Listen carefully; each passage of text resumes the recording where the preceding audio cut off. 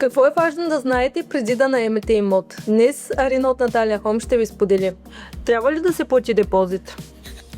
Да, в повечето случаи се плаща в размер на един месечен наем и се възстановява, ако няма щети. Включени ли са консумативите в цената на наема? Не, в повечето случаи ток, вода, интернет и телевизия се заплащат отделно. Може ли да се направи регистрация на адреса? Да, със съгласието на собственика и клауза в договора. Какви документи са нужни при подписване на договор?